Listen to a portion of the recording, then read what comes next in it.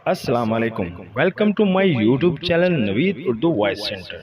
तमाम वीडियोस की अपडेट्स के लिए नवीद उर्दू वॉइस सेंटर को सब्सक्राइब करके बेल का नोटिफिकेशन ऑन कर दें। तो आइए नाजरीन, आज मैं आपको जो कहानी सुनाने जा रहा हूँ उसका उन्वान है मुर्दे का इंतकाम। ये 15 साल पुराना वाक़या है। इन दिनों आसिफ और रिजवान मेडिकल के तालिब इल्म थे। एक मरतबा क्लास में वो इंसानी ढांचे के बारे में पढ़ रहे थे कि टीचर की आवाज़ आई, डियर स्टूडेंट, कल से जो 2 छुट्टियां स्टार्ट हो रही हैं, इस्लामी त्यौहार के सिलसिले में 2 छुट्टियों के बाद मैंने आपसे पूरे इंसानी ढांचे का टेस्ट लेना है। घर आकर आसिफ और रिजवान को पूरा यकीन था कि वो इस टेस्ट में फेल हो जाएंगे, क्योंकि अभी तक उनके जहन में इंसानी ढांचे की खोपड़ी की हड्डियों के नाम और साख्त वाजिया नहीं हो रहे थे। वो दोनों किताब खोले इंसानी ढांचे पर लिखा हुआ मजमून पढ़ रहे थे कि अचानक आसिफ बोला, अगर हम कहीं से एक इंसानी खोपड़ी ले आएं तो हमारा काम बन सकता है। हम खोपड़ी को सामने रखकर अच्छी तरह से खोपड़ी की साख्त के नाम याद कर सकते हैं। रिजवान ने कहा, अरे भाई, ये जो हम अपने मोबाइल पर नेट से खोपड़ी की फोटो और मालूमात निकाल कर सामने रखे हुए हैं, क्या इससे बात नहीं बन सकती? आसिफ ने जवाब देते हुए कहा, मुस्तकबिल के डॉक्टर रिजवान साहब, हाथ में पकड़ी हुई चीज की बात ही कुछ और होती है। माना कि नेट पर सब कुछ है, मगर ये सिर्फ मोबाइल की स्क्रीन की हद तक है। तुम मेरी बात पर गौर करो, तुमको समझ आ जाएगी कि जब हम खोपड़ी को अपने हाथों में पकड़कर इसमें मौजूद हड्डियों की साख्त पर गौर करेंगे तो हम कितनी आसानी से अपना टेस्ट याद कर सकते हैं। इस टेस्ट में हम दोनों को अच्छे नंबर लेना लाजमी है, वरना 2 माह कबल जो टेस्ट हुआ था इसमें भी हमारे कम नंबर आए थे और हमारे टीचर डॉक्टर अय्याज साहब हम पर सख्त नाराज हुए थे। आसिफ की तकरीर सुनने के बाद रिजवान भी इस बात पर मान गया कि अगर किसी जगह से खोपड़ी मिल जाए तो उनको वाकई बहुत आसानी हो जाएगी। अपना होने वाला टेस्ट क्लियर करने के चंद मिनट बाद रिजवान ने अपना मोबाइल पकड़ा और उसका इंटरनेट बंद करते हुए बोला, तो डॉक्टर साहब, ये खोपड़ी वगैरह बाजार में तो फरोख्त होती नहीं, तो मेरे स्वीट दोस्त ये आएगी कहाँ से? आसिफ बोला, भाई, इस बात का तो यही हल है कि शहर से बाहर जो कब्रिस्तान है उसके गोरकन से राब्ता किया जाए। वो मेरा थोड़ा बहुत वाकफ भी है। ये मैं कल छुट्टी के दिन कर लूँगा। कल शाम को मिलूँगा, बल्कि तुम ऐसा करना, कल शाम को आ जाना, हम इकट्ठे ही चलेंगे। दूसरे दिन शाम को रिजवान और आसिफ अपनी बाइक पर शहर से बाहर वाले एक कब्रिस्तान में जा पहुंचे, जहां का गोरकन आसिफ का थोड़ा बहुत वाकफ था। गोरकन का मकान कब्रिस्तान के साथ ही था। जब आसिफ के दस्तक देने पर उसने दरवाज़ा खोला तो आसिफ को देखकर वो पहचान गया और बोला, खैरियत तो है ना आसिफ बाबू, आज कैसे आना हुआ? कहीं कोई फौतगी? आसिफ ने उसकी बात काटते हुए कहा, नहीं नहीं कमरदीन साहिब, हमारे यहाँ कोई फौतगी नहीं हुई और सब खैर खैरियत से है, बस तुमसे कुछ काम पड़ गया था। क्या हम यहीं खड़े रहेंगे? अरे नहीं बाबूजी, आप अंदर आ जाएं। आज तो वैसे भी मैं अकेला हूँ, मेरी बीवी बच्चों के साथ अपने वालिदैन के घर गई हुई है। गोरकन ये कहता हुआ दोनों को अपनी सादा सी बैठक में ले आया।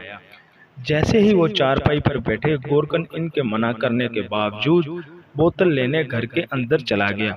कुछ देर बाद वो नमूदार हुआ तो उसके हाथ में पकड़ी ट्रे में 1.5 लीटर की मशरूब की बोतल, प्लेट में निम्को और 3 गिलास उनको नजर आए। बोतल पीने और थोड़ी सी निम्को खाने से फारिग होकर आसिफ अपने मतलब की बात पर आ गया।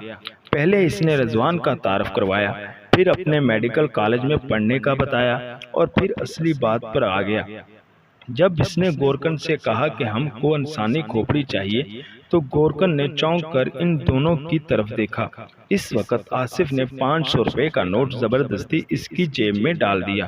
गोरकन ने पहले तो खोपड़ी निकाल कर देने से माजरत कर ली, मगर जब आसिफ ने उसे यकीन दिलाया कि वो खोपड़ी किसी गलत मकसद के लिए नहीं ले जा रहे, वो मेडिकल के स्टूडेंट हैं और उनको वाकई ही तालीमी सरगर्मी में इस्तेमाल करने के लिए खोपड़ी दरकार है, तो गोरकन ने ये कहते हुए खोपड़ी निकालकर देने पर रजामंदी जाहिर कर दी। ठीक है साहिब, मगर इसकी मजीद कुछ कीमत देनी होगी। आसिफ ने मजीद 500 रुपये उसको दे दिए तो उसने इनको रात 10 बजे आने का कहा। वो वापस चले आए। घर आकर रिजवान ने आसिफ को कहा, आसिफ, मैं तो पहली मर्तबा इतनी रात के कब्रिस्तान जाऊंगा, कहीं मुझे कोई रूह ही ना चिमट जाए। तो आसिफ हंसता हुआ बोला, ارے پاگل، تو کیا میں روز رات کو قبرستان جاتا ہوں؟ کیا میں کفن چور ہوں؟ تم گھبراؤ نہیں، گورکن ہمارے ساتھ ہوگا۔ رات 9 بجے کے قریب آصف نے گھر والوں سے بہانہ بنا کر 2 گھنٹوں کی اجازت مانگی کہ ان کا ایک دوست بائک سے گر کر زخمی ہو گیا ہے اور وہ اسے اسپتال دیکھنے جا رہا ہے۔ ساتھ رضوان بھی ہوگا۔ اگرچہ ابا جان نے اس کو اجازت دے دی، مگر ان کی آنکھوں میں شک کے سائے واضح طور پر دیکھے جا سکتے تھے۔ خیر صاحب وہ گھر سے نکلا تو ہلکے بادلوں میں بجلی رہ رہ کر چمک رہی تھی۔ رضوان کو ساتھ لیے جب شہر سے باہر بڑے قبرستان کی سڑک پر مڑے تو موسم ہلکی ہلکی ہوا چلنے اور بجلی چمکنے سے مزید پراسرار ہو گیا۔ قبرستان سے قریب ہی گورکن کا مکان تھا۔ گورکن کو ساتھ لیا۔ گورکن نے کھودنے والی کدال اور ایک ٹارچ ہاتھ میں پکڑی ہوئی تھی۔ قبرستان کے گیٹ میں داخل ہوتے ہی جب بجلی چمکی تو ایک لمحے کے لیے ان کو قبروں کی ایک طویل قطار نظر آئی۔ تب ان دونوں کے دل خوف سے دھڑک اٹھے اور جسم میں خوف کی لہر دوڑنے لگی۔ رضوان نے ایک لمحے کے لیے سوچا کہ وہ واپس چلا جائے، مگر پھر دوست کے ساتھ ہونے کا حوصلہ پا کر وہ بھی آگے بڑھتا گیا۔ قبرستان کے درخت چمکتی ہوئی بجلی میں نظر آ جاتے، ورنہ ان کے سائے گہرے کالے رنگ کے لگ رہے تھے، جیسے بہت ساری چڑیلیں ایک ساتھ کھڑی ہوں۔ کچھ دور چلنے کے بعد گورکن بولا، صاحب یہ قبر کسی وقار صاحب کی ہے اور میں دیکھا ہے اس کی دیکھ بھال کو بھی بہت کم آتے ہیں اس کے وارث، تو میں آپ کو اس کی کھوپڑی ہی نکال دیتا ہوں۔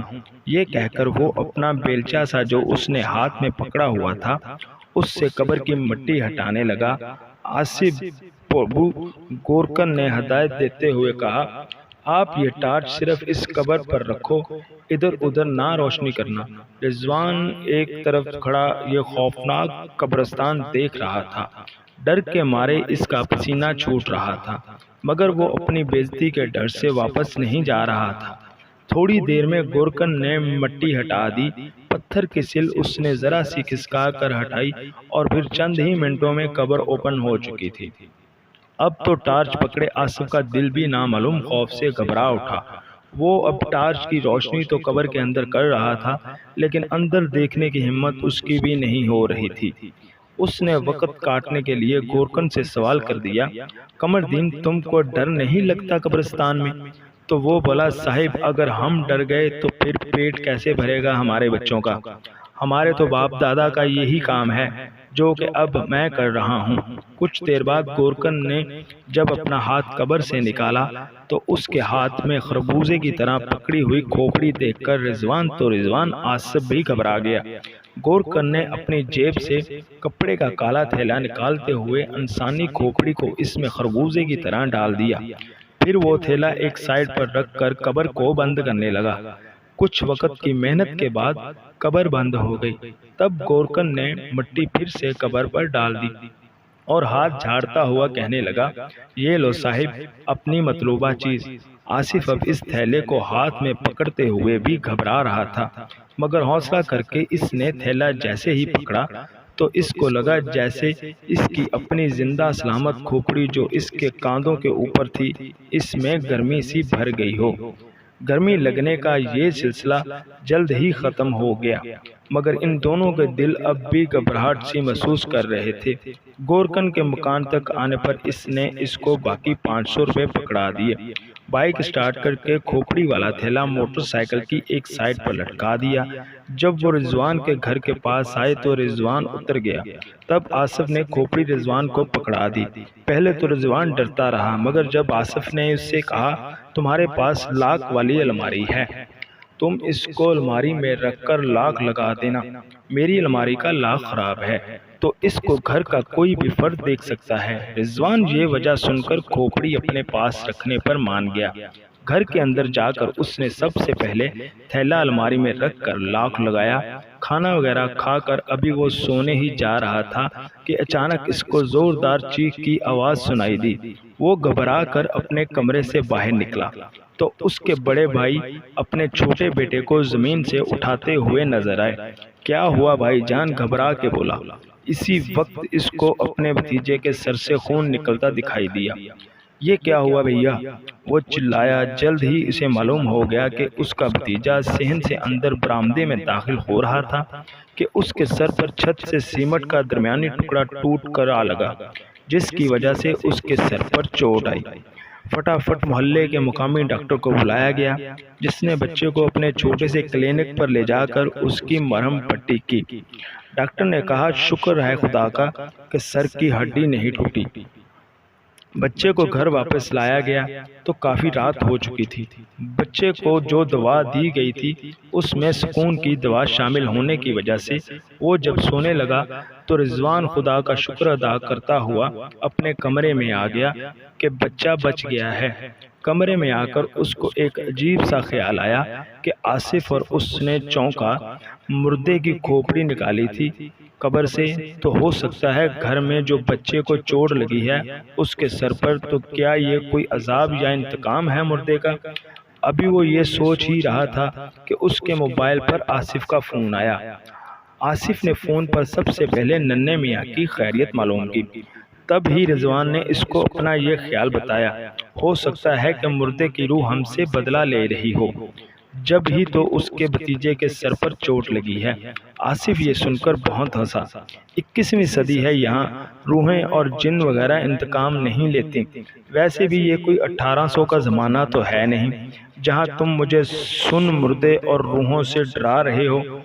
جناب رضوان صاحب، مستقبل کے ڈاکٹر صاحب، اگر تمہارا یہی حال رہا تو تم آگے ڈاکٹری کیسے کرو گے؟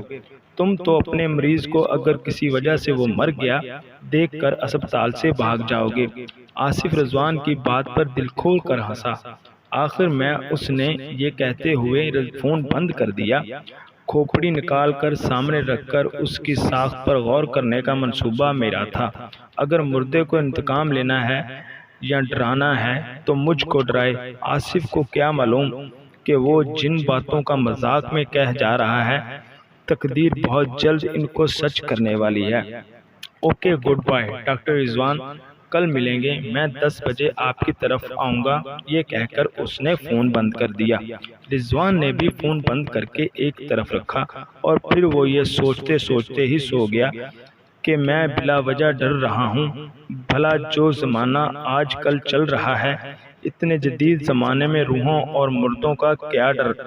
رضوان کا فون ایک زوردار آواز سے بج اٹھا۔ وہ گہری نیند سے تھوڑا سا جاگا، پھر اس نے ایک ہاتھ آگے کر کے یہ دیکھے بنا ہی کہ اس سخت خراب موسم میں کون اس کو کال کر رہا ہے، اس نے فون آف کر دیا اور سو گیا۔ ابھی اس کو سوئے ہوئے 15 منٹ ہی ہوئے تھے کہ اس کے کمرے کا دروازہ ایک دھماکے سے کھلا۔ اس کے بڑے بھائی کی بوکھلائی ہوئی آواز نے رضوان کو جگا دیا۔ اس کے سوئے ہوئے دماغ میں رضوان کے بڑے بھائی کی آواز جب آئی تو وہ اٹھ کر بیٹھ گیا۔ کیا ہوا بھیا؟ رضوان جلدی اٹھو، گہری نیند سے جاگے رضوان کے دماغ میں یہ بات آئی کہ کہیں اس کے بھتیجے کی طبیعت مزید خراب تو نہیں ہو گئی۔ بھیا کیا وسیم ٹھیک ہے؟ اس نے پوچھا۔ ہاں وسیم ٹھیک ہے، تم جلدی باہر آؤ، آصف کی طرف جانا ہے۔ آصف کی طرف کیوں؟ کیا ہوا؟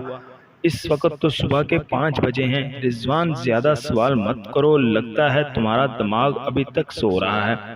تم کو آصف کے ابا نے فون بھی کیا مگر تم نے فون ہی آف کر دیا۔ تب انہوں نے ہم کو ایمرجنسی اطلاع دی، آصف اب اس دنیا میں نہیں رہا۔ بھیا نے ایک بم رضوان کے اوپر گرا دیا۔ آصف کو کیا ہوا بھیا؟ وہ جنونی انداز سے چلا۔ صبر کرو میرے بھائی، آصف رات کمرے میں سویا تھا کہ اچانک اس کے کمرے سے زوردار آواز آئی تو اس کے دونوں بھائی اور ابا اس کے کمرے میں جب گئے تو انہوں نے ایک ہولناک منظر دیکھا کہ کمرے کی چھت سے پنکھا ٹوٹ کر آصف کے سر پر لگا اور بیچارہ آصف سوتے میں ہی اپنی کھوپڑی ٹوٹ جانے سے یہ دنیا چھوڑ کر چلا گیا۔ رضوان نے یہ ہولناک بات سنی تو اس کا دل بھی ڈولنے لگا۔ رضوان کا یہ پروگرام تھا کہ آج وہ کھوپڑی دے جائے اور 3-4 دن تک آصف کی قبر پر بیٹھ کر کافی دیر قرآن پاک پڑھے۔ گورکن جیسے ہی اس کو ملا، پہلے تو اس نے آصف کی المناک موت پر بے پناہ افسوس کا اظہار کیا۔ پھر جب رضوان نے اسے کھوپڑی رکھنے کا کہا تو وہ حیران ہوا۔ اس نے پوچھا یہ تو آپ کو میڈیکل کے کاموں میں چاہیے تھی، اب کیوں واپس رکھنی ہے؟ رضوان نے بہانہ بناتے ہوئے کہا کہ اس کو اب کالج والوں نے اپنے پاس سے انسانی ڈھانچے کے حصے دے دیے ہیں تو اب یہ اس کو درکار نہیں۔ یہ جھوٹ بولتے ہوئے اس کو آصف یاد آیا۔ اس مفعوس کو کھوپڑی نے اپنا انتقام لیتے ہوئے اس کو بھی اسی قبرستان میں پہنچا دیا ہے جہاں سے وہ چند دن پہلے اپنے قدموں پر چل کر ہنستا مسکراتا کھوپڑی لے کر واپس گیا تھا۔ یہ تو بہت اچھی بات ہے کہ آپ کھوپڑی واپس رکھ رہے ہیں۔ یہ تو آصف صاحب کے بار بار کہنے اور واقفیت کی وجہ سے میں نے نکال دی تھی، ورنہ ایسا کرنا بہت گناہ ہے۔ مردہ بھی بے چین ہو جاتا ہے۔ ٹھیک ہے قمردین، تم یہ کھوپڑی والا تھیلا اور 500 روپے تم آج ہی رات کو قبر کھول کر اس کو اندر رکھ دینا اور میرے نمبر پر اس کو مردے کے پاس رکھ کر ایک تصویر بنا کر مجھے ارسال کر دینا تاکہ مجھے اطمینان ہو جائے۔ اوکے صاحب۔ گورکن نے تھیلا اور 500 روپے پکڑے اور ان کو اپنی بیٹھک کی الماری میں رکھنے چل پڑا۔ ادھر رضوان قبرستان کے مین گیٹ پر کھڑی اپنی بائک کو سٹارٹ کر کے جب واپس مڑنے لگا تو اسے ایک قبر کا کتبہ نظر آیا جس کو دیکھ کر اس کے دل کی دھڑکن بند ہونے لگی۔ بالکل نئی قبر پر لگے کتبے پر رکھا تھا آصف اظہر ولد اظہر شیخ، تاریخ وفات جولائی۔ یہ تازہ قبر کھوپڑی کے انتقام کا ثبوت تھی۔